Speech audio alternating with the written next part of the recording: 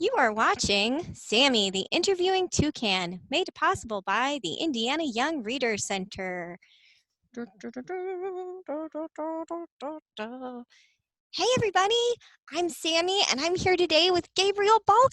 Hi Gabrielle, how are you? Sammy, hi everybody. I'm great. I have a fresh cup of coffee. I'm talking to a toucan. I love it. I love it too. I think coffee is fantastic. What a great way to start your day. Ah! So Gabrielle or Gabe, can you tell me a little bit about yourself and your connection to Indiana? Sure. I grew up across the street from the state fairgrounds on the 38th side of the state fairgrounds. And I went to high school at Broadville High School. I had my mom as my English teacher twice. And I now live in New York State. I spend my time in Brooklyn and the Hudson Valley and get back to Indianapolis as often as I can. Oh, that's so great. So do you consider yourself a Hoosier even though you've been transplanted? Absolutely. And I still get such a thrill whenever I meet anyone from Indiana. And I've now lived in New York most of my life, but you can really tell the difference between someone who's raised in Indiana and raised someplace else, good and bad, I guess. I love that. So, Gabe, I know that recently you've been shortlisted for an Indiana award. Can you tell us a little bit about that? Yes, it's so exciting. And I just got a sneak peek at the actual award. It's about this big and it's made out of Indiana limestone. And Oh my it's gosh. so heavy. And so whoever ends up getting it is going to be thrilled. And this award is fantastic. And my writing teacher in high school was a previous recipient of this award in the adult category. And so I love having that connection with Barbara Shoup, who I believe you've met in the past. I have. I love Barb. I Yes. do. That's So so great. this is the book that was shortlisted for the award. It's called The Book of Flight. And it's set up as a guessing game. Oh, you might really be interested in this. Absolutely. I'm into flight. That fly. And it's set up as a guessing game where readers have to guess clues, or they get clues, and they have to guess who is the fastest flyer, who is the strongest flyer, and then they get the reveal. And it starts off with the fastest flyer. And most readers think they know the answer, but I really tried to trick them with this because you can measure speed in lots of different ways. And so they're going to be surprised by the answer to this. And then here's what the reveal page looks like for the most unpredictable flyer. And when you have a copy of the finished book, you can feel the wings of the animal. And some readers put a piece of paper over it and shade it with a pencil so they can see how the texture comes through and kind of understand flight even better. Oh, I love that so much. And I must say, Gabe, all of your books are so beautifully designed. I don't know if you as an author have much of a say in that, but wow, they are just gorgeous. I love the design, and the texture wasn't my idea. We started that in this book called The Book of Bones. Yeah. The designer came up with the idea, and I was like, why bother? Who cares? We don't even mention it in the book anywhere, but people love it. And it's a great way to interest kids who maybe don't feel like they're that strong in reading. They can connect with the page this way. And it just leads to other ways of interacting with the book. Oh, I just think that's so, so beautiful. So, Gabe, tell us a little bit, where are you in your creative journey and where do you hope to be someday? Well, it's a good question. I don't know. Hopefully, I'm still at the beginning of my creative journey. And it changes every year kind of what I want to do. I fell into writing nonfiction. I never thought I would. I thought I was a strictly fiction person. But I started editing some nonfiction books and just love the research involved and the cool way you can approach different topics. So I started writing nonfiction with the 50 states, which looks at every state in the United States and kind of looks at the interesting facts about each state, quirky things, and then the really essential information that you've got to know, like where Martin Luther King Jr. was born. And I realized that kind of some of the nonfiction atlases that I grew up as a kid left out a lot of information about the people in America.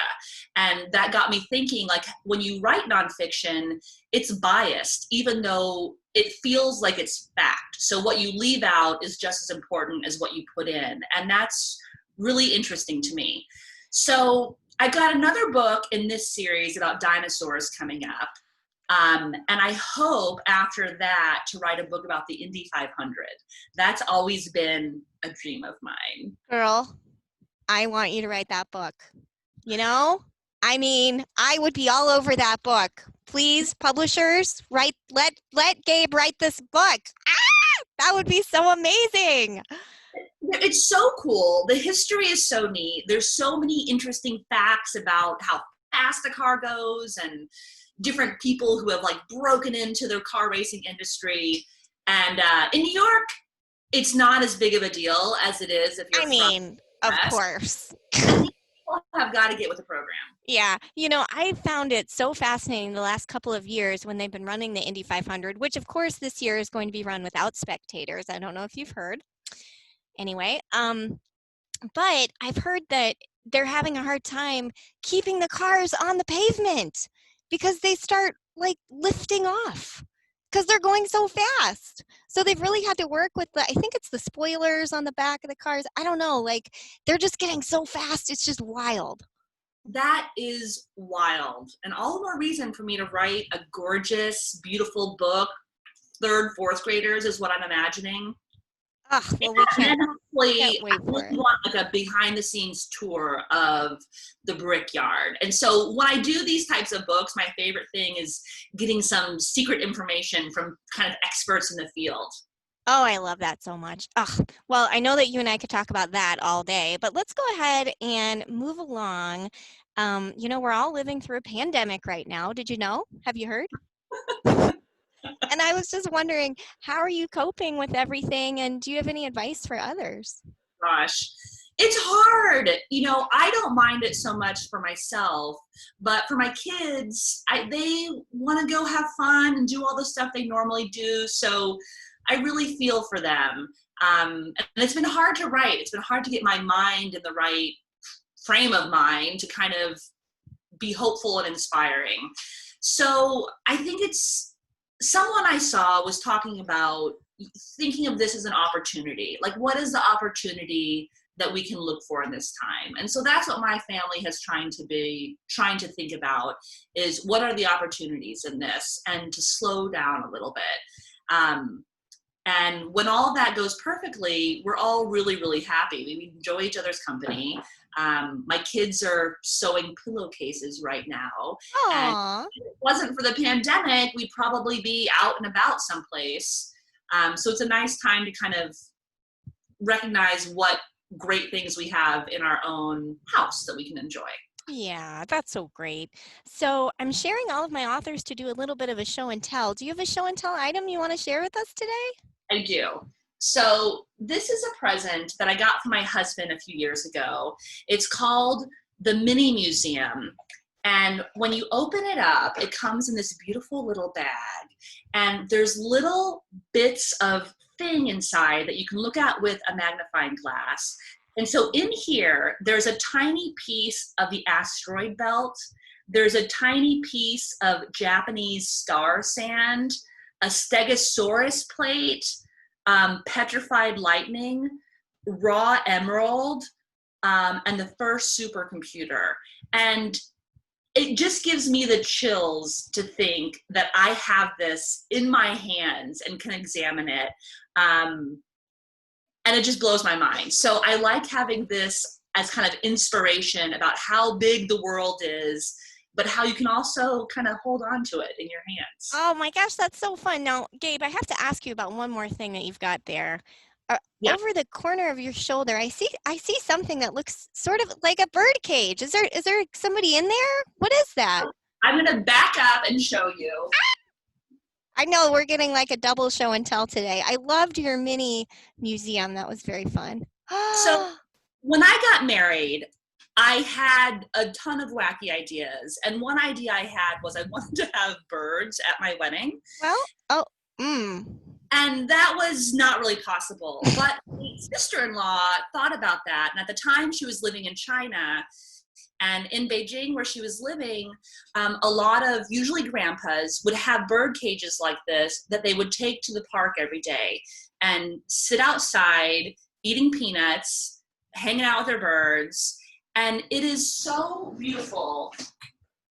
And so she brought this back from China for our wedding Oh my as sort of a goodness. surprise gift. And so she's sitting on the airplane with this on her lap the entire trip. Oh my, And that's a long trip too. And Goodness. then inside of it, I have all these bird whistles that I kind of collect. And I can't remember where this one came from, Can you but I play love it it. for us? Oh, so cute. And then here is another one. When I was little, we had these that we would fill up with water that my grandpa gave me, my pop. So, Oh, okay. Well, this has been so delightful. Oh, she's got another one. Is that like a chicken? Oh, I love it. yeah, this one I think needs. Aw, so wonderful. Well, Gabe, this has been just an absolute delight, and I want to congratulate you on your shortlist nominee, and best of luck to you and to everybody out there. This is your favorite Hoosier Toucan, encouraging you to read local. So long. Bye, Gabe. Bye.